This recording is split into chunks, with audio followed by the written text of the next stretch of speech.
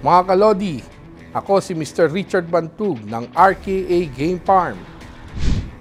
Ako mga kalodi, 25 years na ako nag-aalaga ng manok, no? Si Mr. Richard Bantug ay hindi naman nagsimula bilang isang breeder.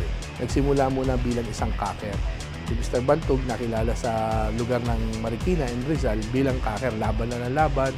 One time, na-invite ako na isang association na mag-breed. Nag-start ako, nag-breed ako. Nilaban ko yung mga breeding ko. Eventually, nangyari sa akin, puro talo. Sabi ko, ba? Sabi ko, ba't ganun? Hindi ako to, sabi ko nga ganun sa sarili ko. Ba't ganito, puro talo yung mga nilalaban ko? So, nag-start ako. Doon ako nag-start. Na-challenge ako. So, kailangan sa susunod na taon, pagbutihan ko yung pag-breed ko. So, doon ako nag-start. Sineryoso ko yung breeding. Sa awa naman ng Diyos, nung medyo sinuwerte, kaya nakuha ko naman yung Stag Fighter of the Year na RGBA.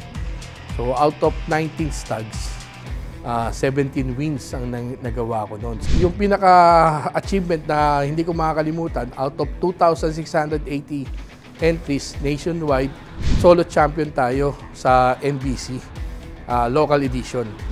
Gamitin natin yung BMEG Power Max at siguraduhin natin na magagamit natin ito ng tama. Napakaganda ng produktong BMEG Power Max dahil napakaganda ng protina at mga bitamina nito sa loob ng pellet size nito. Primera klase yung kanilang raw materials. Sa BMEG, sigurado subok na maayos at de kalidad ang mga produkto nila.